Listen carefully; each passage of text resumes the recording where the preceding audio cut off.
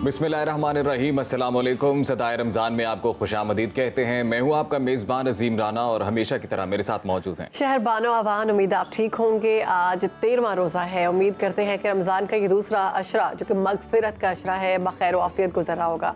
तो आज हमारा टॉपिक है जो हम बात करने जा रहे हैं, जिससे स्टार्ट में हम कोशिश करते हैं कोई अच्छी बात करने की, वो है पॉजिटिव और नेगेटिव थिंकिंग, यानी मस्बत और मनफी सोच किस तरह से आपकी ज़िंदगी पर असरअंदाज होती है। तो इसमें मैं ऐड करना चाहूँगी नेगेटिविटी के हवाले से, पहले कर लेते हैं पॉजिटिविटी बाद में। नेगेटिविटी अजीम सबसे पहले आपके अंदर स्ट्रेस लेके आती है, टॉक्सिक बिहेवियर लेके आती है, फेलियर लेके आती है, जेलसी लेके आती है और आपके अपने अंदर इतनी खराबियाँ लेके आती है कि आपका पूरा टाइम मूड ऑफ रहता है।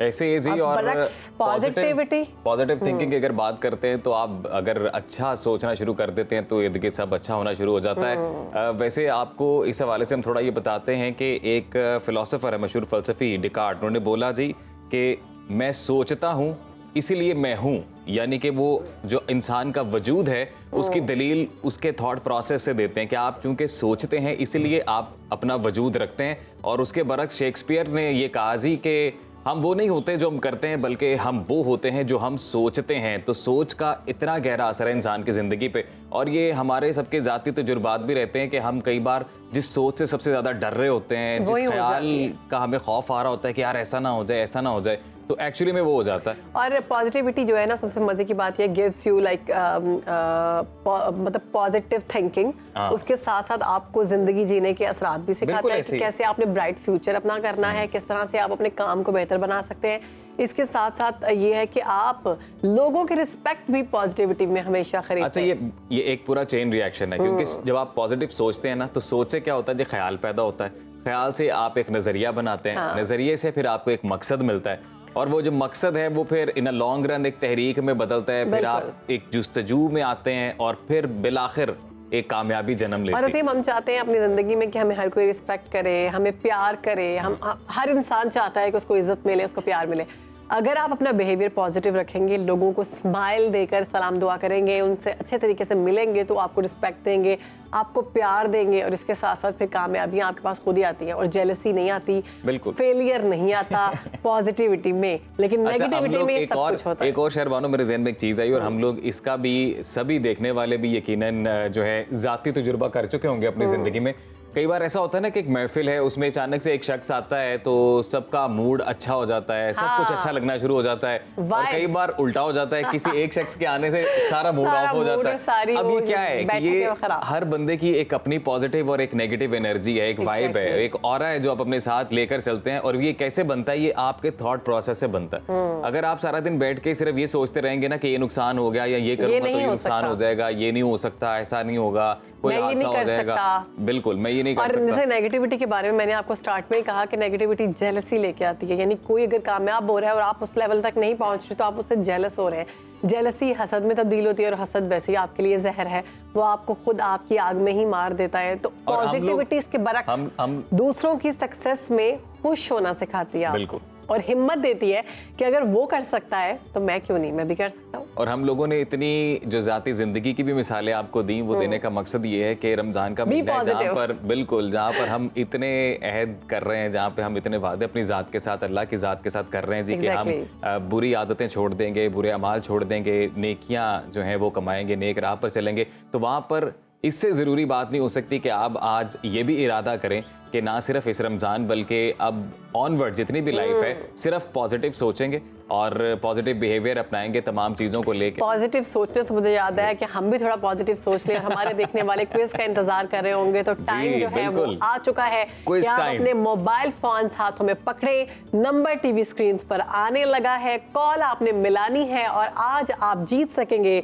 स्पार्क्स की स्मार्ट वॉच जो कि है पल्स 1। मॉडल है पल्स 1 और मॉडल है पल्स 1, बड़ी ही शानदार घड़ी है। स्पार्क स्मार्टफोन्स की जानिब से ये स्मार्ट वॉच दी जा रही है, और बेतहाशा तहफ़ हैं स्पार्क स्मार्टफोन्स की जानिब से, जो इस पूरे रमज़ान आप जीत सकते हैं। हमारे इस क्विज सेगमेंट में नंबर आ गया जी टीवी स्क्रीन पर, आसान से सवाल आप लोग होगा, कॉल मिलाना शुरू करें। अच्छा, जब तक आपकी कॉल मिलती है ना, उससे पहले खबर है, चले कॉल मिल चुकी है, सवाल मैं पूछूंगी, कौन है और कहाँ से बात कर रहे हैं आप? अस्सलाम वालेकुम। वालेकुम सलाम, मोहम्मद जफर। जी जफर साहब कैसे हैं आप? चूनिया से बात कर रहा हूँ। चूनिया, जी जी। ओके, आपको हमारी क्विज के रूल्स एंड रेगुलेशंस पता है? हम आपसे सवाल पूछेंगे, 30 सेकंड में आपने जवाब देना होगा। ऑप्शंस आपको बताएंगे अजीम राना। सवाल मैं आपसे पूछने जा रही हूँ, गुलामों में सबसे पहले किसने इस्लाम कबूल किया? सवाल रिपीट करते हैं जफर साहब आपके लिए कि गुलामों में सबसे पहले किसने इस्लाम कबूल किया। ऑप्शंस हैं, ऑप्शन नंबर 1 हज़रत सुहेब रजी अल्लाह ताला अन्हो, ऑप्शन नंबर 2 हज़रत ज़ैद रजी अल्लाह ताला अन्हो, ऑप्शन 3 हज़रत सलमान फारसी रजी अल्लाह ताला अन्हो, ऑप्शन 4 हज़रत बिलाल रजी अल्लाह ताला अन्हो। हजरत ज़ैद रजी अल्लाह ताला अन्हु ने। आप श्योर हैं इस बारे में? जी जी। देख, एक दफा सोच ले दोबारा, अगर आपने गलत जवाब दिया 2 घड़ियां हम आपसे लेंगे। दोबारा बता दें जरा। गुलामों में सबसे पहले किसने इस्लाम कबूल किया? हजरत सुहेब, हजरत ज़ैद, हजरत सलमान फारसी या हजरत बिलाल रजी अल्लाह ताला अन्हु? हजरत ज़ैद ने किया जी। आपका जवाब दुरुस्त है बिल्कुल मोहम्मद दुरुस्त है। जफर साहब, कांग्रेचुलेशंस। आप स्मार्टफोन्स की जानिब से स्मार्ट वॉच पल्स 1 जीत चुके हैं और ये अब आप, हमारी टीम जो है वो आपके साथ कांटेक्ट कर लेगी। अपना एड्रेस बता दें, मेलिंग एड्रेस पर पहुंचा दी जाएगी। आप भी इस क्विज का हिस्सा हो सकते हैं। इस क्विज के तवज्जुद से कन्फेशन करना चाहता हूँ, जी, इजाजत है, मैं कर सकता हूँ? करें। ये बड़ा टंग ट्विस्टर भी है। स्पार्क स्मार्टफोन्स, कई दफा स्पार्क चढ़ जाता है मुंह में। स्पार्क स्मार्टफोन की जानिब से स्पार्क स्मार्ट वॉच मेरे लिए नहीं है, लेके आई है आपके लिए तोहफों की भरमार। तो अभी एक ब्रेक ले रहे हैं, ब्रेक के बाद हाजिर होते हैं। आपने कहीं जाना नहीं, देखते रहिए सदाए रमज़ान। सदाए रमज़ान। वेलकम बैक नाजरीन, प्रोग्राम में आगे बढ़ते हैं। हमने गुज़िश्ता सेगमेंट में वाक़े शेब अबी तालिब पर रहनुमाई हासिल की थी कि किस तरह कुरैश मक्का ने मुसलमानों का सोशल बायकॉट किया और किस तरह से मुसलमानों पर जुल्म और सितम ढाए गए। तो आज उसी सिलसिले को आगे बढ़ाते हैं। तो अब्दुल सलाम अली साहब, आपको खुशामदीद कहते हैं। जी बहुत शुक्रिया। बिस्मिल्लाहिर्रहमानिर्रहीम, अल्लाहुम्मा सल्ली अला सय्यदना मुहम्मद व अला आलिहि व सहाबी व बारिक वसल्लम। तो हमने जो लास्ट छोड़ा था वो इस पे छोड़ा था कि सोशल प्रेशर पड़ रहा था अबी तालिब के ऊपर, और जो कुफार मक्का थे वो डिफरेंट सरदार डेलीगेशन बना के अबू तालिब के पास आते थे और रसूल अल्लाह सल्लल्लाहु अलैहि वसल्लम की हवालगी का मुतालबा करते थे और वो उसको रजिस्ट कर रहे थे। अब ये कोई ज़ुबानी कलामी रजिस्ट नहीं कर रहे थे, यानी कि हमारे तमाम मुहद्दिसीन, तमाम मौरखीन, दोनों बड़े बड़े जो हमारे मकतबा फ़िक्र हैं, अहले सुन्ना और अहले तशय्यो के, ये मुत्तफ़िक़ हैं कि जब तक अबू तालिब ज़िंदा रहे हैं किसी बंदे की ये जरूरत नहीं हुई कि नबी करीम सल्लल्लाहु अलैहि वसल्लम पर फिजिकल असाल्ट कर सके। वाह वाह वाह। ठीक है, बकवास ज़बानी बकवास करते थे, तबलीग को मुतासर करते थे, जो लोग गरीब बेचारे ईमान लेके आते थे उनको ज़दोकोब करते थे, बड़ी सवियर किस्म की परसिक्यूशन करते थे, लेकिन किसी बंदे की ये जरूरत नहीं हुई कि रसूल अल्लाह सल्लल्लाहु अलैहि वसल्लम पर उंगली भी उठा सके। और ये जितने भी वाक़यात हुए वो अबू तालिब की वफ़ात के बाद के हुए। उसकी वजह क्या है? एक तो अबू तालिब की शख्सियत थी और दूसरे नंबर पर उन्हें ये डर था कि अगर ख़ानदान बनु हाशिम के सरदार ने जंग का ऐलान कर दिया, वार डिक्लेयर कर दी, तो मक्का में खून की नदियां बह जाएंगी। इसलिए कोई भी, और दूसरा जो अबू तालिब थे वो मुसलसल इनको थ्रेट भी करते थे और मैसेज भी भिजवाते थे, और उनका तरीका ये था कि वो काबा के सामने खड़े हो जाते थे। अक्सर जब सारे सरदार चुपाल लगा के काबा के सेन में बैठे होते थे तो वो शेर पढ़ते होते थे अरबी में, जिनका तर्जमा कुछ इस तरह है कि ये हमसे मोहम्मद मांगते हैं, ये सुन ले ए रब्बे काबा, तेरी इज्जत और जलाल की कसम, हम इनको मोहम्मद के करीब भी नहीं पहुंचने देंगे उस वक्त तक जब तक कि हमारे सर हमारे कंधों पर हैं और हमारा खून हमारे अंदर है। सुभान अल्लाह। तो ये शेर वो अक्सर पढ़ते होते थे। तो अब देखते हैं कि ये जो हमने कहा कि जी ये परसिक्यूशन होती थी और मुबाह करार दे दिया जाता था, इसे आगे चलते हैं। आगे ये है कि कैसे कबीले का सरदार चेंज कैसे होता था। सही। तो मैंने आपको एक एग्जांपल दी थी, बताया था कि अगर इज्तिमाई दीन से हटता था तो उसको दारुल नदवा की निशिस्त से हटा दिया जाता था। अब ये कोई मफरूजे की बात नहीं है।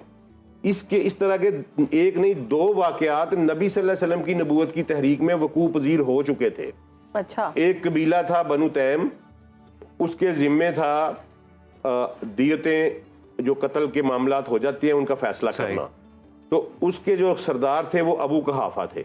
अबू कहाफा बहुत बूढ़े हो चुके थे और उन्होंने अपनी निशिस्त अपने बेटे सैयदना अबू बकर सिद्दीक को दे दी हुई थी। अब अबू बकर सिद्दीक जो ही उन्होंने इस्लाम कबूल किया, उन्हें दारुल नदवा से बर्खास्त कर दिया गया, फारग कर दिया गया। اور دوسرا واقعہ ایک اس سے بھی بڑا قبیلہ تھا جس کے پاس بڑی ذمہ داری تھی، وہ تھا عدی کا قبیلہ. بنو عدی یہ تھے کہ وہ سفارت کاری کرتے تھے، ایمبیسڈرز ہوتے تھے. تو ان کی جو نشست تھی وہ خطاب بن نفیل کے پاس تھی. تو خطاب بن نفیل کا ایک بڑا ہونہار قسم کا بیٹا تھا، بہت چلاک ہوشیار. تو خطاب نے والنٹیرلی اپنے بیٹے کو اپنی نشست دے دی، اور وہ بیٹا جو تھا وہ نبی کریم صلی اللہ علیہ وسلم کی مخالفت میں سب سے پیش تھا. اور وہ اتنا ٹیلنٹڈ تھا کہ اس نے چند ہی سالوں میں ایک مرکزی حیثیت اختیار کر لی تھی دارالندوہ میں. لیکن اللہ کا کرنا ایسا ہوا کہ جب اس کا دل اللہ نے منور کیا تو وہ عمر بن خطاب سے عمر الفاروق بن گیا. تو اس کو بھی فارغ کر دیا گیا، اور نہ صرف فارغ کر دیا گیا بلکہ اس کے قبیلے میں چونکہ اس کے والد فوت ہو چکے تھے، اس کے جو چچا کا بیٹا تھا وہ پہلی مسلمان ہو چکا تھا، بھائی بھی مسلمان ہو چکا تھا، تو ان کو فارغ کر دیا دارالندوہ سے. تو یہ 2 ایگزامپلز آلریڈی موجود تھیں کہ جی جو بندہ دین چینج کرتا ہے اس کو دارالندوہ سے فارغ کر دیتے ہیں. اب ابو طالب کو اعلان کرنے کے بعد اگر کر دیتے تو کیا ہوتا؟ ٹھیک ہے جی. تو اس میں جو طریقہ کار تھا بنو ہاشم کی سرداری کا وہ یہ تھا، وہ لا پرائمو جینیچر نہیں تھا، وہ بردر ہوڈ بیس کے اوپر تھا. یہ 2 ڈائنیسٹیز میں طریقے چلتے ہیں. ایک لا پرائمو جینیچر جو چل رہا ہے ابھی یو کے میں، کہ جب ایک بادشاہ مرا تو جو اس کی سب سے بڑی اولاد ہے وہ بادشاہ مرے. اور ایک بردر ہوڈ کا ہوتا ہے جو ابھی بھی چل رہا ہے، سعودیہ میں بھی وہی چل رہا ہے کہ بھائی جو ہیں وہ آتے جاتے ہیں اسی آرڈر سے.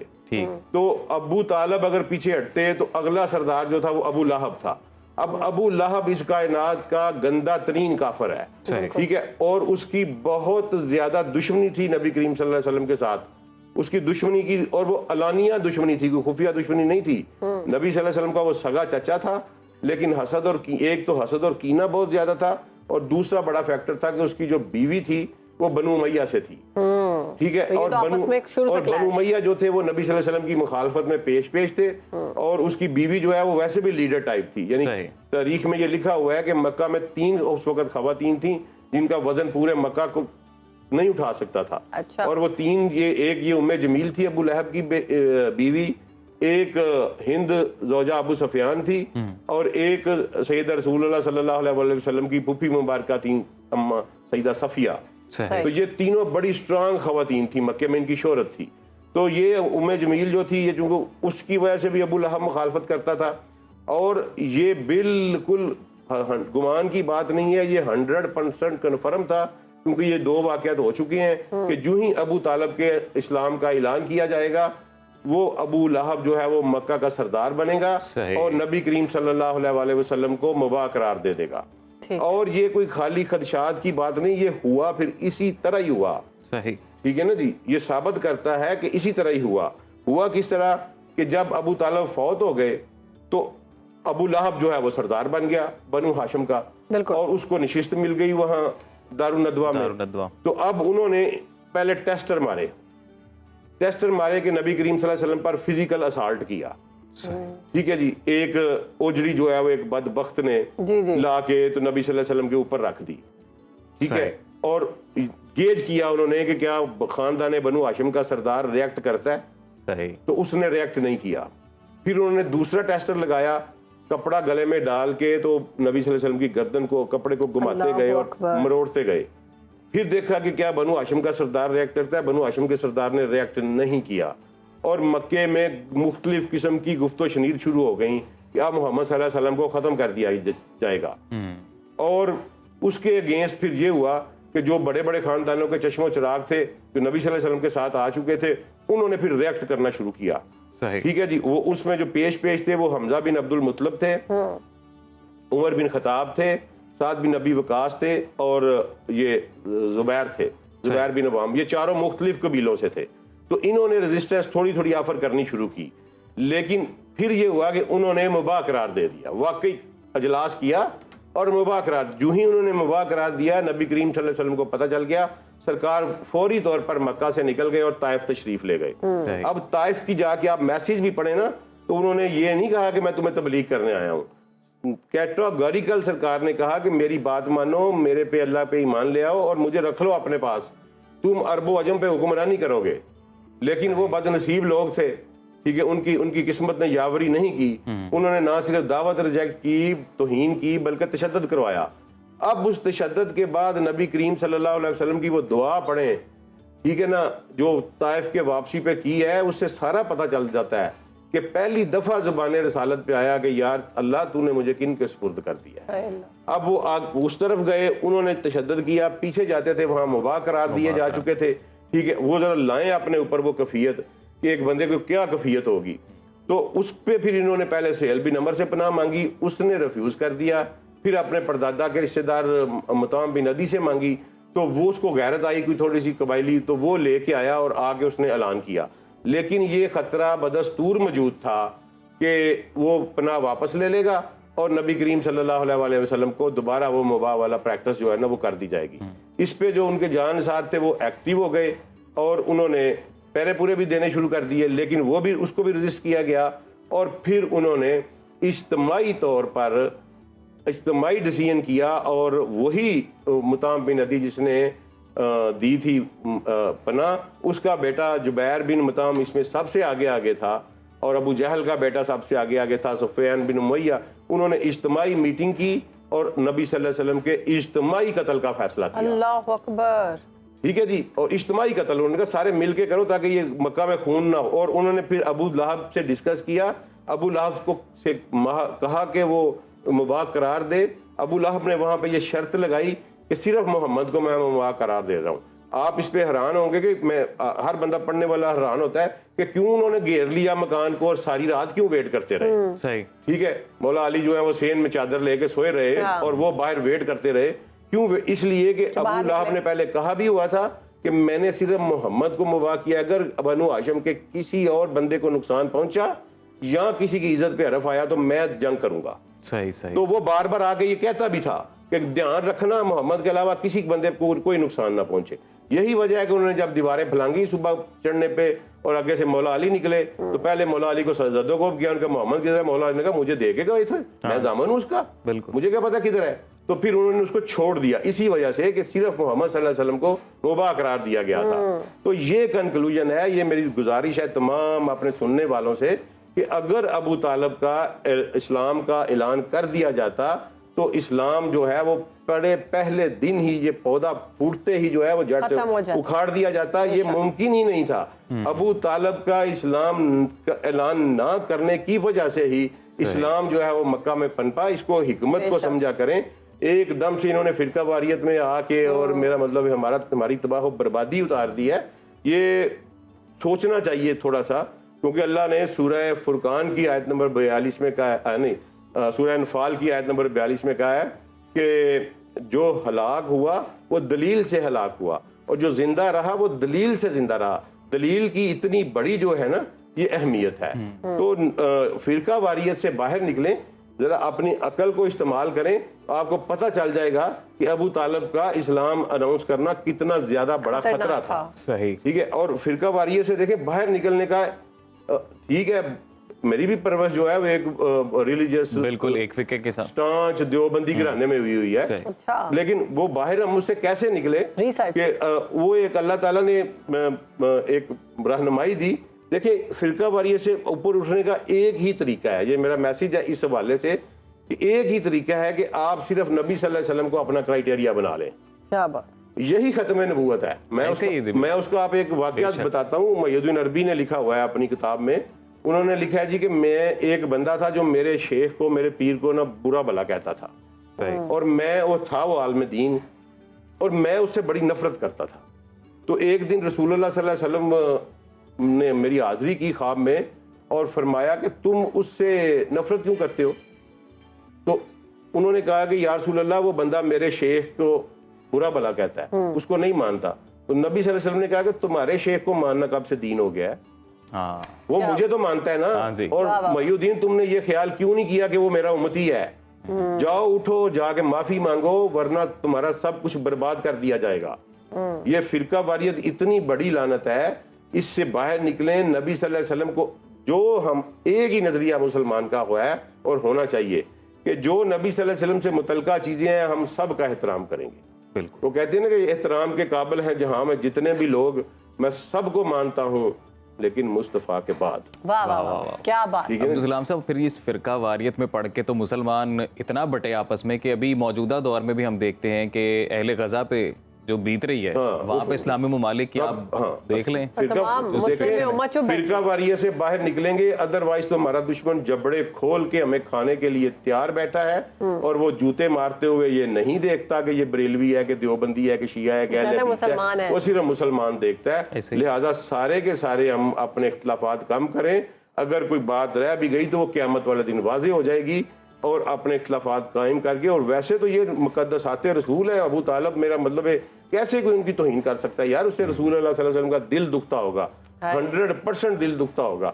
اتنی قربانیاں اس شخص کی, اور میں نے لاجیکلی ثابت کر دیا ہے کہ اگر ان کے اسلام کو اناؤنس کیا جاتا تو اسلام میں یہ بالکل وہیں فنش ہو. یہ اللہ کی حکمت اسی طرح تھی, اور اسی حکمت اسی دلیل کے تحت اللہ نے ان کا اسلام جو ہے وہ اناؤنس نہیں کیا. بے شک. بہت شکریہ. بہت خوبصورت گفتگو کا سلسلہ رہا, بہت شکریہ عبدالسلام عارف صاحب. عبدالسلام صاحب میں تو چاہتا ہوں کہ آج اگر آپ یہ بھی اناؤنس کریں کہ ہم نیکسٹ ٹاپک جی کل کیا ہونے والا ہے, آج مجھے آج کے ٹاپک پہ نا ہے تھوڑا سا کہ بمبارڈمنٹ بھی ہونی ہے اور کچھ بمیں بھی چڑھنی ہے, تو ان بموں کو نارمل کرنے کے لیے انشاءاللہ کل ہم ثانی و حسنین سیدنا ابو بکر صدیق پہ گفتگو کریں گے, اور پرسوں پھر حسن المجتبی امام علیہ السلام پہ جو ہے نا جی 15 رمضان کو ہم ان پہ ڈسکس کریں گے انشاءاللہ. خوبصورت جو پیغام دیا گیا وہ یہ تھا کہ فرقہ واریت میں مت پڑیں, مسلمان ایک دوسرے کو سمجھیں, پیار کریں, احساس کریں. چھوٹی سی بریک کے بعد حاضر ہوتے ہیں.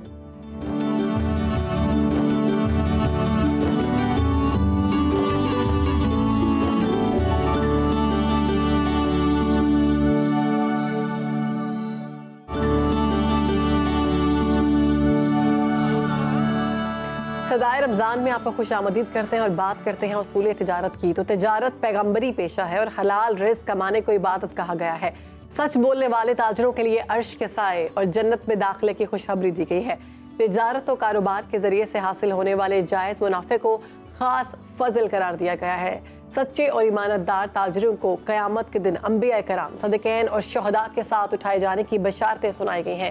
حلال روزی کمانے والے کو رب العالمین کے دوست اور حبیب اللہ کے لقب سے نوازا گیا ہے, مگر ہم تجارت کے تمام اصول بھول چکے ہیں. خود ساختہ مہنگائی, منافع خوری, ذخیرہ اندوزی, ملاوٹ, ناپ تول میں کمی, دھوکہ دہی, بددیانتی عروج پر ہے, اور کوشش ہوتی ہے کہ زیادہ سے زیادہ دولت اکٹھی کی جائے. بالخصوص رمضان المبارک میں یہ حرص ہم دیکھ رہے ہیں کہ بڑھ جاتا ہے, یہاں تک کہ ہم اپنا مال بیچنے کے لیے جھوٹی قسمیں بھی کھاتے ہیں. جی بالکل. تو اسلام میں تجارت کے اصول کیا ہیں اور تجارت کس طرح سے کرنی چاہیے, اسی پر بات کرتے ہیں. ہمارے ساتھ سیرت اسکالر ڈاکٹر طارق شریف زادہ صاحب موجود ہیں, ان کی موجودگی سے بھرپور فائدہ اٹھاتے ہیں. طارق صاحب بنیادی اصول سر. جی بسم رب محمد کریم علیہ الصلوۃ والتسلیم. سب سے پہلے تو یاداوری کا شکریہ, اور تجارت کے حوالے سے بڑا خوبصورت سرنامہ آپ نے پیش کیا. میں آپ سے عرض کروں کہ آج تک انسانوں کے پاس جتنے بھی انبیاء و مرسلین کے احوال موجود ہیں, گو کہ ہر نبی کا اپنا زمانہ ہوتا ہے, اس کے اپنے زمانے کے تقاضے ہوا کرتے ہیں, لیکن یہ کیا ماجرا پرور ایک حقیقت ہے کہ اللہ نے ہر نبی کو 2 کام جو ہیں وہ لازمی کروائے ہیں. ایک ہر نبی سے غلہ بانی کا یعنی بکریاں بھیڑ بکریاں چروانے کا کام جو ہے وہ لازمی کروایا, اور دوسرا تجارت کسی نہ کسی انداز میں ہر نبی کو یہ شرف حاصل رہا کہ وہ اس کو کرے. تو یہ ایک پیغمبرانہ پیشہ ہے, ایک تو اس کے حوالے سے یہ ہمیں علم ہونا چاہیے. اور اس کی دین رحمت نے کیونکہ انسانی زندگی کو بہت آسان کر دیا اور حقیقی تقاضوں کو ذہن میں رکھتے ہوئے ہدایت نامہ جاری کیا, اور نہ صرف اپنے زمانے کے لوگوں کے لیے بلکہ سارے انسانوں کے لیے اس کے اندر ایک رہنمائی اور ہدایت موجود ہے. آپ یہ دیکھیں کہ رسول اللہ صلی اللہ علیہ وسلم کے آنے سے پہلے تک اگر کوئی شخص قصبے اپنی ضرورت سے زیادہ مال کمانے کی جدوجہد کرتا یا اس کے بارے میں غور و فکر کرتا, تو اسے جو دین سے وابستہ لوگ ہوتے وہ اللہ کی طرف سفر میں رکاوٹ تصور کرتے, اور اسے یعنی اس کی حوصلہ شکنی کی جاتی کہ دیندار آدمی کو دنیا کمانے کی طرف جو ہے وہ زیادہ فکر نہیں کرنی چاہیے, اس کی طرف جو ہے نا وہ جدوجہد نہیں کرنی چاہیے. دین اسلام پہلا نظریہ حیات ہے جس نے رزق کمانے کو, حصول رزق حلال کو عین عبادت جو ہے وہ قرار دیا, اور کہا کہ یہ اگر اچھی نیتوں ارادوں کے ساتھ ہو تو یہ بھی اسی طرح اللہ کے ہاں مقبول عمل ہے جس طرح دوسری عبادات جو ہے وہ مقبول عمل ہے. ایک تو یہ بات, اور رسول اللہ صلی اللہ علیہ وسلم کی زندگی میں اس کا اہمیت کا اندازہ اس بات سے لگائی کہ حضور نے ایک طویل عرصے تک خود جو ہے وہ تجارت فرمائی. بہت اوائل عمری کے اندر حضور نے تجارت کرنا شروع کی. کم لوگوں کو پتہ ہے. اکثر لوگ جانتے ہیں کہ شاید سرکار دو عالم صلی اللہ علیہ وسلم جو تھے وہ کپڑے کی صرف تجارت کرتے تھے. اس سے پہلے رسول اللہ صلی اللہ علیہ وسلم وادی اجیاد میں جب بکریاں چرایا کرتے تھے تو عاریتاً بکریاں چرانے کے بعد کچھ بکریاں جو آپ کے پاس اکٹھی ہو جاتی تھیں تو آپ ان بکریوں کی بھی تجارت کیا کرتے تھے. یعنی بکریوں کا بیچنا اور ان کا خریدنا جو ہے یہ بھی حضور کی تجارت کا حصہ رہا. اور پھر یہ تجارت کے ساتھ حضور کی وابستگی, کاروبار اور معاشی جو سوسائٹی کے اندر ایک اپ لفٹنگ ہے, یہ اتنی امپورٹنٹ ہے رسول رحمت صلی اللہ علیہ وسلم کی نگاہ کریم کے اندر کہ حضور جب مدینہ آتے ہیں تو پہلے دن آ کے مسجد نبوی کی بنیاد رکھتے ہیں. لیکن کیا آپ دیکھیں کہ وہ کتنی اہم چیز ہے, عبادت کا ایک منبع و مرکز ہے, روحانی ترقی اور روحانی زندگی جو ہے اس کا ایک جسے کہتے ہیں نا ایک خاص اس کا عنوان ہے مسجد کے ساتھ وابستہ.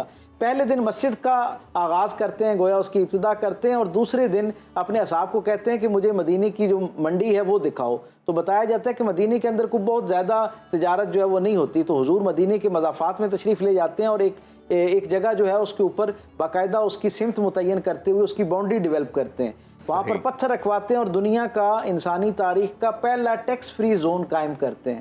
انسانی تاریخ میں اس سے پہلے کہیں ٹیکس فری زون کا کوئی کانسیپٹ نظر نہیں آتا, اور اس کا نتیجہ یہ نکلتا ہے رسول رحمت کی اس حکمت عملی کا. آج بھی ٹیکس فری زون جب ہم لوگوں کو سمجھانے کی کوشش کرتے ہیں تو بڑا وقت لگتا ہے لوگوں کو اس کو سمجھنے میں اور ہضم کرنے میں. رسول اللہ صلی اللہ علیہ وسلم نے اس زمانے میں عربوں کے اس ریموٹ ایریاز کے اندر لوگوں کو اس کے لیے قائل کیا اور انہوں نے وہ بنائی. اور پھر نتیجہ کیا ہوا؟ نتیجہ اس کا یہ ہوا, اس کی برکت یہ رہی کہ جتنا ٹریڈ روٹ تھا وہ تو مکہ اور مکے سے عکاظ اور عکاظ سے طائف اور یہ جو میڈیم تھا اس کے اوپر اس روٹ پر تجارت ہوا کرتی تھی سارے عربوں کی. ڈاکٹر لیورنٹ زسلر یہ لکھتا ہے کہ رسول اللہ صلی اللہ علیہ وسلم نے ایسی اعلیٰ تجارتی ماحول پیدا کیا, کاروباری ماحول پیدا کیا مدینہ شریف کے اندر کہ صرف 2.5 سال کے اندر جو تقریباً 20.8% تجارت جو عربوں کی تھی وہ ساری کی ساری مدینے کی طرف اس کا رخ ہو گیا, اور وہ ساری تجارت مدینے کے اندر آ گئی. یہ رسول اللہ آپ نے وہاں پر سرائے قائم کیے اور ان کے لیے فیسیلیٹیٹ کی, نہ صرف ان کے لیے سرائے قائم کیے جو تاجر وہاں آئیں گے, بلکہ وہاں پر درخت لگوائے تاکہ چھاؤں ہو سکے. پھر ان کے جانوروں کے لیے استبل قائم کیے گئے, ان کے لیے پانی کا معیار قائم کیا گیا. تو یہ حضور کا ذوق تھا تجارت کے ساتھ. اصولوں کی طرف اصول چلیں آپ اصول ڈالیں, اس کے بعد سوال پوچھیں. حضرت عبد الرحمن بن عوف حضور کے ایک صحابی ہیں جو ظاہری طور پر یعنی جب مکے سے مدینہ آتے ہیں, مکے میں آپ ایک بہترین تاجر کے طور پر معروف ہیں, لیکن جب آپ مدینہ پہنچتے ہیں تو بے یار و مددگار آتے ہیں, ہاتھ میں کوئی چیز موجود نہیں. حضور مواقعات میں ایک صحابی کے ساتھ ان کا رشتہ قائم کر دیتے ہیں. وہ صحابی کہتے ہیں, وہ بھی تاجر ہیں, وہ کہتے ہیں کہ اے میرے بھائی, کیونکہ اللہ کی تائید اور حمایت کے ساتھ تمہیں میرا بھائی بنا دیا گیا ہے, تو اب جو کچھ میرے پاس وسائل ہیں آدھے آدھے کر لیتے ہیں. تو آپ کہتے ہیں کہ نہیں, مجھے کچھ تم سے درکار نہیں ہے, اللہ تمہارے اہل میں بھی برکت دے اور مال میں بھی برکت دے, مجھے جو ہے وہ صرف مارکیٹ کا رستہ دکھا دو. حضرت عبد الرحمن بن عوف نے اس کے بعد اتنی طویل تجارت کی کہ آج کی دنیا کے 6 کے 6 آباد بر اعظموں میں آپ کا ٹریڈ ہوا. یعنی ٹریڈ پالیسی آپ کی اتنی زبردست تھی, اتنا کامیاب حکمت عملی تھی کہ پوری دنیا میں گویا آپ کا جو ہے وہ سامان تجارت جانے لگا. کسی شخص نے عمر کے آخری حصے میں ان سے پوچھا کہ آپ نے اتنی ساری جو کامیابی ہے کیسے سمیٹی ہے. میں چاہوں گا کہ اگلے 1-2 منٹ میں وہ آپ کے سپرد کر دوں تاکہ ہمارے سننے والوں کا کچھ فائدہ ہو سکے, بھلا ہو سکے. آپ نے کہا کہ میں نے پہلی بات تو رسول اللہ صلی اللہ علیہ وسلم سے یہ سیکھی اس تجارت کے اندر کہ اگر ایک بہت بڑا برتن جو ہے نا وہ دودھ سے بھرا ہوا اور اس کے اندر ایک ناپاک قطرہ چلا جائے تو جیسے وہ سارے کو ناپاک کر دیتا ہے نا, اسی طرح ایک بہت بڑے مال میں تھوڑی سی ملاوٹ کر دی جائے تو وہ سارے کو ناپاک کر دیتا ہے, برکت سے خالی کر دیتا ہے. اس لیے میں نے زندگی میں کبھی ملاوٹ نہیں کی, کسی بھی اپنے مال کے اندر کبھی اس کا شائبہ تک نہیں ہونے دیا. پھر آپ نے بڑی دلچسپ باتیں کی. آپ نے کہا دنیا بھر کے تاجر جو ہے نا وہ اپنا مال بیچتے وقت اس کی خوبی بیان کرتے ہیں تاکہ اٹریکٹ ہو بندہ.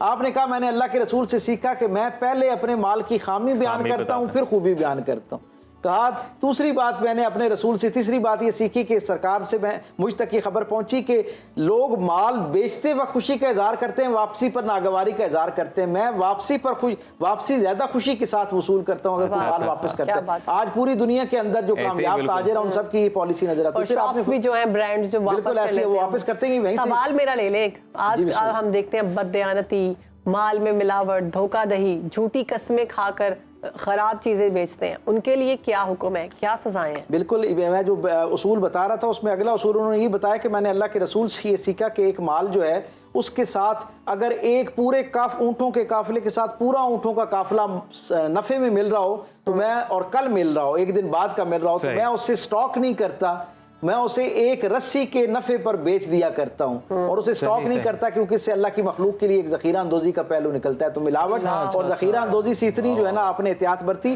फिर वो जो आपने बात की उसका अहवाल तो ये है कि आप ये फरमाते हैं कि मैंने अल्लाह के रसूल सल्लल्लाहु अलैहि वसल्लम से सुना है कि जब कोई शख्स झूठी कसम खाता है तो उससे उसका माल तो बिक जाता है, लेकिन उस माल के अंदर जो बरकत पाई जाती है वो सारी खत्म हो जाती है। और ये बरकत जो है उस ज़ाहिरी माल में से खत्म नहीं होती। जो जो लोग उस माल से इस्तेफादा करते हैं, यानी खाते हैं, पीते हैं, उससे पहनते हैं, ओढ़ते हैं, ज़रूरियाती ज़िंदगी लेते हैं, उन सब की ज़िंदगियों में से बरकत निकलना शुरू हो जाती है। इसीलिए आज हम देखते हैं कि घर के अंदर जो बहुत बावसाइल घर है, करोड़ों रुपए महाना कमाए जाते हैं, लेकिन हालात उनके भी वही होते हैं, उसी तरह वो भी परेशान हाल रहते हैं, मफलूक हाल रहते हैं, उसमें से बरकत निकल जाती है। कैसे? जिस वक्त वो उन बुनियादी उसूलों पर जो है वो कारबंद नहीं होते जो अल्लाह के रसूल सल्लल्लाहु अलैहि वसल्लम ने हमें अता कर रखे हैं। ये जो मिलावट का मामला है, इसके मामले में तो सरकार दो आलम सल्लल्लाहु अलैहि वसल्लम का इतना सख्त स्टांस है, रसूल रहमत होने के बावजूद हुजूर एक मंडी के अंदर गए और आपने देखा कि नीचे जो है वो एक शख्स ने जो है वो गीला माल रखा हुआ और ऊपर से खुश्क माल से उसको ढका हुआ और खुश्क माल की कीमत जो है वो वसूल कर रहा है। तो हुजूर ने जब उसके अंदर हाथ मुबारक डाला और देखा कि गीला है,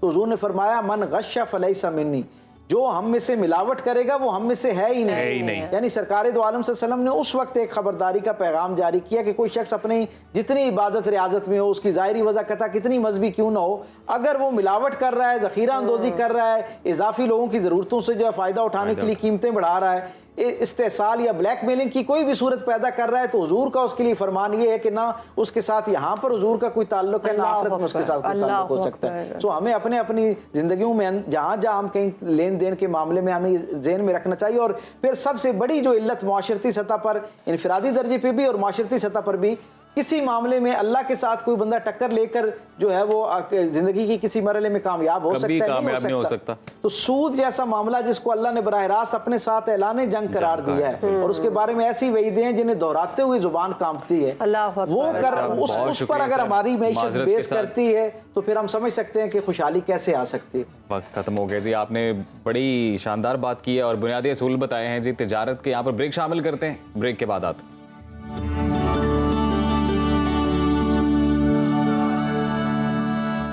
welcome back after the break नाजरीन, और अब वक्त हो गया है जी सदाए रमज़ान में नाते रसूल मकबूल का। तो हमारे साथ सना खान अली बख्श मौजूद हैं।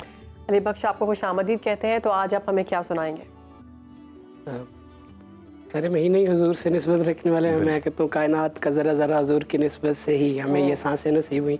बेशक। तो इस वसात में मैं सबसे पहले तो इस रमज़ान की अज़मत को, इसकी रहमत को दुबाला करने के लिए, दुगना करने के लिए हुजूर की नात के चंद अशार आपके। बिल्कुल। नसीरुद्दीन नसीर का लिखा हुआ ये कलाम है।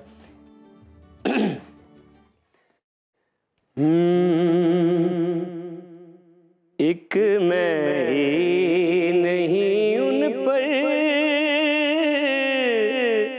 कुर्बान ज़माना है, एक मैं ही नहीं उन पर कुर्बान ज़माना है, एक मैं ही नहीं उन पर कुर्बान ज़माना है, एक मैं ही नहीं उन पर कुर्बान ज़माना है, जो रबे दो आलम का महबूब यगाना है, जो रबे दो आलम का महबूब यगाना है। कल पुल से हमें जिसने खुद पार लगाना है, कल पुल से हमें जिसने खुद पार लगाना है, ज़हरा के वो बाबा हैं, हसनैन का नाना है, ایک میں ہی نہیں ان پر قربان زمانہ ہے. اور آؤ درے زہرا پر پھیلائے ہوئے دامن. آؤ درے زہرا پر پھیلائے ہوئے دامن. آؤ درے زہرا پر پھیلائے ہوئے دامن. ہے نسل کریموں کی لجپال گھرانہ ہے نسل کریموں کی لجپال گھرانہ ہے نسل کریموں کی لجپال گھرانہ ہے. اور مگتا ہے نسل کریموں کی لجپال گھرانہ ہے.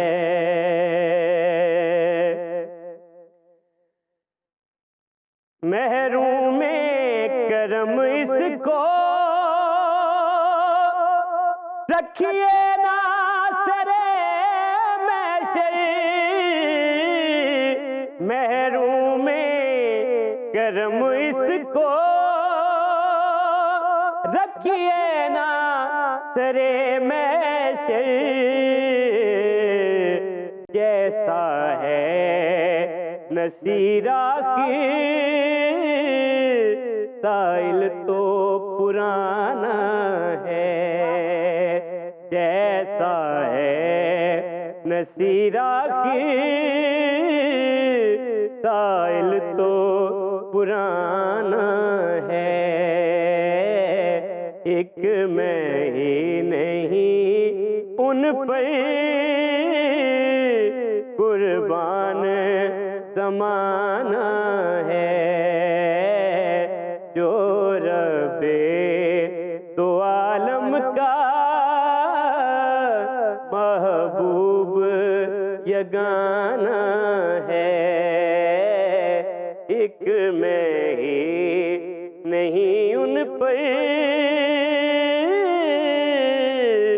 قربان زمانہ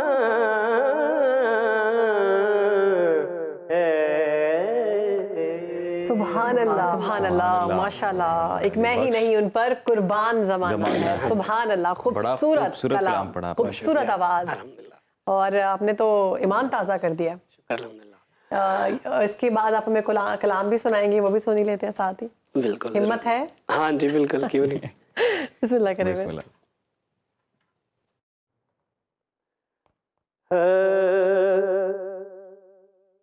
آپ سادونوں جہاں میں نظر آیا ہی نہیں, کیونکہ اللہ نے کوئی اور بنایا ہی نہیں. آپ سادونوں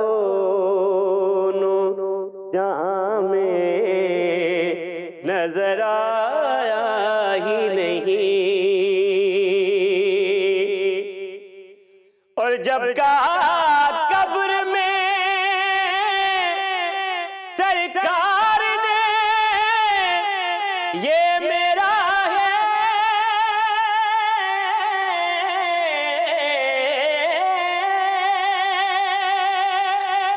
جب کہا قبر میں سرکار نے یہ میرا ہے, پھر مجھے ہاتھ لگایا ہی واہ واہ واہ واہ، سبحان نہیں، اللہ۔ کیونکہ اللہ نے کوئی اور بنایا ہی نہیں، آپ سا دونوں جہاں میں نظر آیا ہی سبحان بات ہے، اللہ، سبحان اللہ، ماشاء سبحان اللہ، بہت علی بخش۔ خوبصورت۔ علی بڑا بخش دل کہہ رہا ہے ایک اور خوبصورت سنے کلام آپ سے۔ ایک رمضان المبارک کا کلام ہاں میں نے، پلیز، اتنی خوبصورت آواز ہے، دل کہہ رہا ہے کہ بس کلام سنتے رہیں۔ بہت شکریہ، اللہ پاک کا یہ کرم ہے، لمحہ بلمحہ شکر کرتے کوئی رہے، شک کبھی نہیں پورا ہے نہیں اس ہوتا۔ میں۔ تو ایک خوبصورت رمضان عطا سی، المبارک کا اتنی پیاری آواز آپ کو پروردگار نے عطا کی ہے۔ الحمدللہ رب عطا ہے جی، بے اسی شک کا عطا ہے، بڑی کرم خوبصورت آواز۔ مطلب یہ سانس ہی اس کا خاص کرم ہے، اور پھر سانس کے ساتھ بالکل۔ اتنا عطا کرنا، یہ ہر بار ہر رمضان کے حوالے سے ہاں جی، ایک رمضان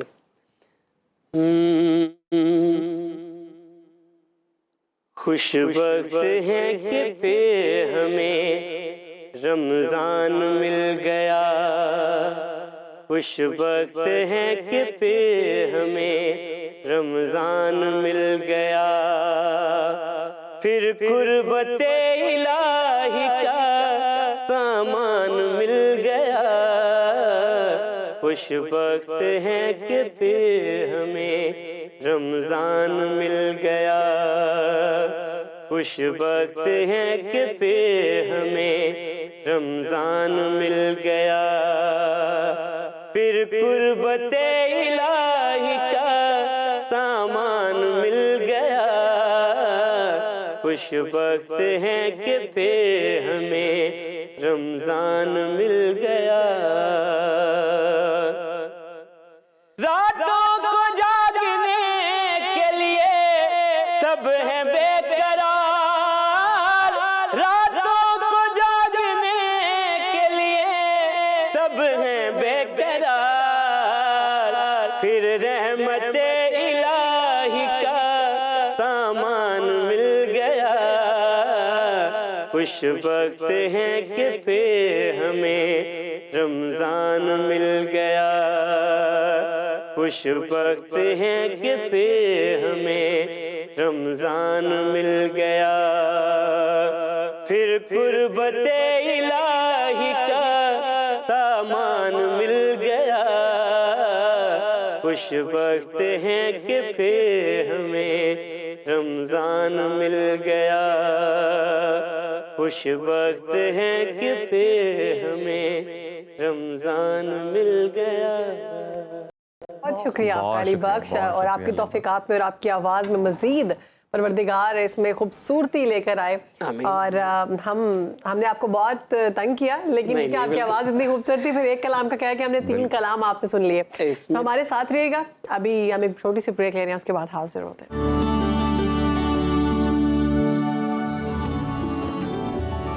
ویلکم بیک جی، پروگرام میں اب انتہائی اہم سیگمنٹ کا وقت ہو گیا ہے، اسلامی تہذیب و تاریخ۔ فہد کاظمی صاحب ہمارے ساتھ موجود ہیں، اردن کی کہانی چل رہی تھی، آج وہ کہانی مکمل کریں گے اور پھر اندلس کی داستان شروع کریں گے۔ تو فہد کاظمی صاحب، تھینکس الاٹ جی، بہت مزہ آ رہا ہے مجھے آپ لوگوں کے ساتھ کانورزیشن کرتے ہوئے، اور بہت شکریہ، اور آئی ریلی ہوپ کہ ہماری یوتھ، خاص طور پہ یہ سیگمنٹ ہم نے جب کنسیو کیا تھا تو ہم نے یوتھ کو سامنے رکھ کے کہ یہ وہ پہلا کنکر ہے، اگر وہ چاہیں، اور اس کے بعد ان کے اندر تجسس پیدا ہو، کریوسٹی پیدا ہو، وہ خود بھی اس میں غور کریں کہ وہ کیا معاملات تھے اور یہ اسلامک امپائر کیسے کیسے ایکسپینڈ کی۔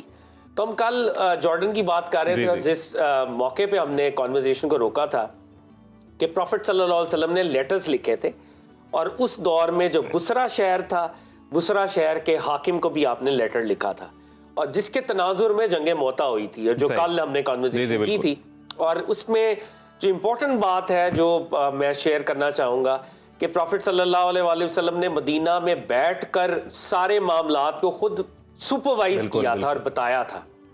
جناب زید بن حارث کی شہادت، جناب جعفر طیار کی شہادت، جناب عبداللہ ابن رواحہ کی شہادت، اور پروفٹ صلی اللہ علیہ وسلم کی ایک بہت ہی خوبصورت ایک نصیحت ہے جو عبداللہ ابن رواحہ کو آپ نے کی، ٹھیک، عبداللہ ابن رواحہ جب اس محاذ پہ جا رہے تھے جو موجودہ جارڈن اردن کے اندر ہے, تو آپ نے کہا کہ یا رسول اللہ مجھے کوئی وصیت کریں کہ میں کیا کروں.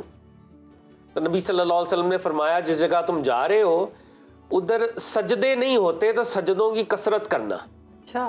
اور کہا یا رسول اللہ اور کچھ عطا کیجئے, تو کہا کہ رب العزت کا کثرت سے ذکر کرنا, عبادت کرنا, کیونکہ رب العزت ہی تمہارا مددگار ہو سکتا ہے. یہ پیور توحید ہے جس کا بیان پروفیٹ صلی اللہ علیہ وسلم فرما رہے ہیں. عبداللہ ابن رواحہ نے پلٹ کے کہا کہ اللہ تعالیٰ طاق ہے, اللہ آڈ ہے نا, ون ہے, ایز ون. تو آپ نے 2 نصیحتیں کی ہیں تو مجھے ایک اور نصیحت آڈ نمبر میں نصیحت کرے. تو یہ انہوں نے پوئٹک انداز سے, بھی پوئٹ آلسو. تو نے کہا یا رسول اللہ ایک اور نصیحت عطا کرے, اللہ طاق ہے تو ایک طاق عدد کے حوالے سے کوئی 3rd نصیحت کرے. تو پروفیٹ صلی اللہ علیہ وسلم کی یہ نصیحت ہم سب کے لیے بڑی اہم ہے. پروفیٹ صلی اللہ علیہ وسلم نے عبداللہ ابن رواحہ کو کہا 10 کام ادنا درجے پہ کرنے سے ایک کام بخوبی کرنا بہتر ہے. واہ واہ. یعنی ہم جو یہ جیک آف آل ٹریڈز بنے ہوئے, یہ نہیں ہونا اس کے بجائے آپ ماسٹر بن جائیں کسی ایک فیلڈ کے اندر, ایکسپرٹیز حاصل کر لیں, اسپیشیالٹی حاصل کر لیں. وہ تو ویسے بھی کہتے ہیں نا فاست jack of all trades master of none. Absolutely. تو سرکار دو عالم نے جنگ پہ جاتے ہوئے عبداللہ ابن رواحہ کو, اور پروفیٹ صلی اللہ علیہ وآلہ وسلم حضرت جعفر بن ابی طالب کی شہادت پہ بہت مغموم تھے. وہ آپ کے کزن تھے, ان کے گھر میں پروفیٹ صلی اللہ علیہ وسلم ریز ہوئے تھے. تو پروفیٹ صلی اللہ علیہ وسلم کو حضرت جبریل امین یہ خبر لے کے آئے کہ ان کے بازو کٹے ہیں, تو اللہ نے ان کو ونگز عطا کر دیے ہیں. اور وہ جعفر تیار کہتے ہیں اڑنے والے کو, طائر سے تیار. یہ ان کا لقب بادس شہادت تھا. اب دیکھیں یہ سارا معاملہ جارڈن میں ہوا, اور حضرت خالد بن ولید جیسے کل بھی بات ہوئی کہ ملٹری اسٹریٹجسٹ تھے بہت بڑے, اور وہ آرمی کو واپس لے آئے. لیکن رومنز نے کہا کہ ہم یہ جو نئی ایک امپائر کھڑی ہو رہی ہے, یہ جو نیا ایک سلسلہ ہے, اس کو کاؤنٹر کرنے کے لیے ہم مسلمانوں کے ساتھ مقابلہ کریں گے.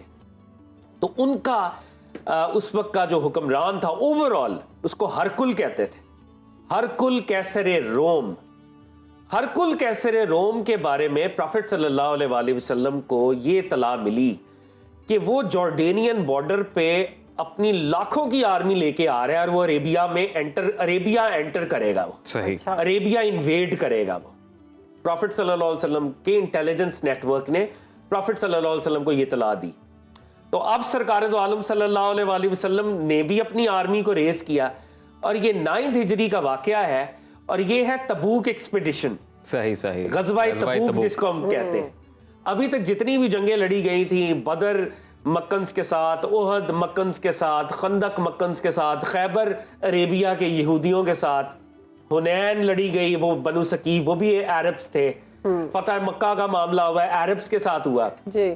اب ایک ورلڈ پاور پروفیٹ صلی اللہ علیہ وآلہ وسلم کے عربین بارڈر پہ مسلمانوں کو چیلنج کر رہی ہے. ٹھیک. تو سرکار دو عالم صلی اللہ علیہ وآلہ وسلم نے اعلان فرمایا کہ یہ بہت بڑی مہم ہے, اس میں کوئی پیچھے نہیں رہ سکتا. لیکن حالات بڑے مشکل تھے, سخت گرمی تھی, اور وہ جو اس دور کے اندر فصلیں مسلمان اگاتے تھے ان کے کاٹنے کا وقت تھا. صحیح. آپ سارا سال فصل اگائیں اور اگر اسے بر وقت نہ کاٹیں تو آپ کی فصل تو تباہ ہو جائے گی. بالکل ایسے. تو دنیاوی طور پہ یہ ایک ٹیسٹ تھا مسلمانوں کے لیے, ایک ٹرائل تھا. ٹھیک. کہ کیا وہ اپنی فصلوں کو بچاتے ہیں یا سرکار دو عالم صلی اللہ علیہ وسلم کے حکم کے اوپر وہ اس جنگ کی طرف جاتے ہیں. گرمی, فصل کو کاٹنے کا زمانہ, سامنے سے ورلڈ پاور آ گئی ہے, اب مسلمانوں کو ریسورسز بھی چاہیے, اس لیول کی آرمی آپ نے اکٹھی کرنی ہے. بالکل. تو سرکار دو عالم صلی اللہ علیہ وآلہ وسلم نے ایک ڈونیشن ڈرائیو کا آغاز کیا کہ اس آرمی کے لیے لوگ اپنے اپنے ریسورسز کنٹریبیوٹ کریں. اور صحابہ کرام, پھر جو صحابہ کرام پروفیٹ صلی اللہ علیہ وسلم کے تیار کردہ تھے, انہوں نے تو پھر وہ جو اپنی جنروسٹی اور سخاوت کا وہ دریا وہاں پہ بہ رہا تھا. جناب عثمان غنی رضی اللہ تعالیٰ عنہ آئے, وہ کہتے ہیں کہ بہت بڑی ویلتھ آپ نے ادھر جو ہے پروفیٹ صلی اللہ علیہ وسلم کے قدموں میں نچھاور کی. حضرت عمر فاروق رضی اللہ تعالیٰ عنہ آئے, ان کے پاس جو کچھ بھی تھا اس کا 50% سرکار دو عالم کی بارگاہ میں حاضر کر دیا. اور حضرت ابو بکر صدیق رضی اللہ تعالیٰ عنہ, ہمارے ویورز یہ جانتے ہیں کہ he was a very wealthy man. جب اسلام شروع ہوا تھا he was a very wealthy man. Over the years اسلام کے کاز میں اتنا کنٹریبیوٹ کر چکے تھے کہ وہ جس کو ہم صوفیاء کی لینگویج میں کہتے ہیں نا فقر اختیاری, بالکل فقر اختیاری کے لیول پہ آ چکے تھے. اب وہ لیول نہیں تھا ویلتھ کا, اب معاملات بہت شرنک ہو چکے تھے. اوور دا ایئرز اتنی سخاوت کی تھی. حضرت ابوبکر صدیق کے پاس جو کچھ بھی تھا سب کچھ پروفٹ صلی اللہ علیہ وآلہ وسلم کی بارگاہ میں حاضر کر دیا, پیش کر دیا, اور ایک چادر اوڑھ لی. اور پروفٹ صلی اللہ علیہ وسلم نے جب پوچھا, اے ابو بکر تم اپنے گھر والوں کے لیے بھی کچھ چھوڑ کے آئے ہو؟ تو کہا گھر والوں کے لیے اللہ اور اس کا رسول چھوڑ کے آئے. یہ تبوک ایکسپیڈیشن, اور اقبال نے اس کو سیلیبریٹ کیا ہے. پروانے کو چراغ ہے, بلبل کو پھول, بس صدیق کے لیے ہے خدا کا رسول بس. یہ وہ آرمی ہے 40,000 صحابہ کرام کی آرمی جو یوں تیار ہوئی ہے سخت نامساعد حالات میں. اور سعودی عربیہ کا بارڈر ہے تبوک, اور جارڈن کا بارڈر ہے جہاں پہ اس نے آنا تھا اور جہاں پہ مسلمان آرمی جائے گی, اور دنوں کا سفر ہے. مگر یہاں پر ایک اور بڑا انٹرسٹنگ واقعہ ہوا. ایک صحابی رسالت مآب جن کو اسد اللہ کہا جاتا ہے, پروفٹ صلی اللہ علیہ وآلہ وسلم نے ان کو اپنے ساتھ اس ایکسپیڈیشن میں نہیں رکھا. حضرت علی المرتضیٰ. صحیح. لوگوں نے اس بارے میں بات کی.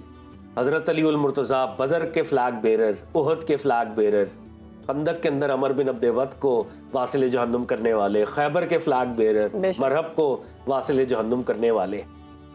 وہ یہ اس چیز کو برداشت نہیں کر سکتے تھے کہ اتنی بڑی اب ہرکل کیسر روم کے خلاف یہ ایکسپیڈیشن جا رہی ہے اور ان کو جو ہے پیچھے چھوڑ دیا گیا ہے. تو وہ اپنی اس انوسنس میں جب ان کے لوگوں نے بھی کچھ ایسی باتیں بھی, ایک فضا بھی بنانے کی کوشش کی. تو حضرت علی المرتضیٰ کو مدینے میں چھوڑا تھا, تو حضرت علی المرتضیٰ پیچھے ایک منزل پروفٹ صلی اللہ علیہ وسلم تھوڑا ٹریول کر گئے تھے, تو آپ پیچھے گئے اور کہا یا رسول اللہ صلی اللہ علیہ وآلہ وسلم مجھے خواتین اور بچوں میں چھوڑ کے آپ جا رہے ہیں. میں تو آپ سے امیجن کریں ایک وارئر ہو اور اسد اللہ جیسا وارئر ہو تو وہ کیسے پیچھے رہ سکتا ہے, اور اس ایکسپیڈیشن میں. تو پروفٹ صلی اللہ علیہ وسلم نے فرمایا, اے علی کیا تم اس بات پہ راضی نہیں ہو کہ تمہاری مجھ سے وہ نسبت ہے جو ہارون کو موسیٰ سے تھی. جب حضرت موسیٰ علیہ السلام اللہ سے بات کرنے گئے تھے تو پیچھے اپنا نائب اپنے بھائی حضرت ہارون کو بنا کے گئے تھے. He was the leader of the ummah. تو حضرت علی المرتضیٰ کو یہ سند عطا ہوئی, وہ ہارون مصطفیٰ صلی اللہ علیہ وآلہ وسلم ڈکلیئر ہوئے اور وہ یوں واپس آئے, اور پیچھے مدینے میں وہ انتظام و انصرام اور کنٹرول کر رہے تھے. سرکار دو عالم صلی اللہ علیہ وآلہ وسلم حضرت ابوبکر صدیق کے ساتھ, عمر فاروق کے ساتھ رضی اللہ عنہم, اور دیگر صحابہ کے ساتھ تبوک میں پہنچے. اور اس لشکر کی وہ ہیبت تھی, وہ میجسٹی تھی کہ جب یہ اطلاع اس دور کی ورلڈ پاور کو پہنچی جو سیزر تھا, ہرکل کیسر روم, وہ مقابلے کے لیے پیچھے ہٹ گیا, وہ ریٹریٹ کر گیا. اچھا, وہ اس طرف آیا ہی نہیں. یعنی یہ وہ واحد غزوہ ہے کہ یہ اطلاعات تھیں, وہ لاکھوں کی آرمی لے کے جارڈن تک آیا تھا, موجود تھا, لیکن جب مسلمانوں کی آرمی پہنچی تو مسلمانوں کی آرمی کا وہ جلال تھا, وہ ہیبت تھی کہ he sort of conceded and retreated, he just went back.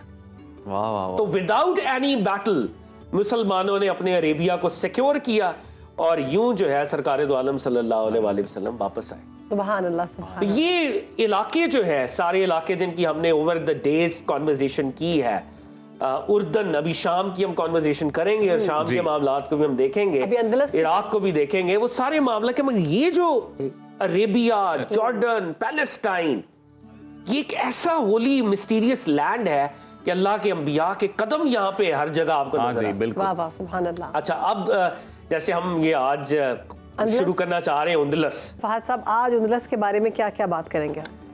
جی, اندلس جو اسپین ہے, اور یہ آف کورس اس کا جو ایک پارٹ تھا, مسلمانوں نے اس کو انویڈ کیا اور اس پہ قبضہ کیا, اور جیسے ہم نے لاسٹ ٹائم موروکو کی بات کی تھی, تو یہ بات موروکو سے بہت جڑتی ہے.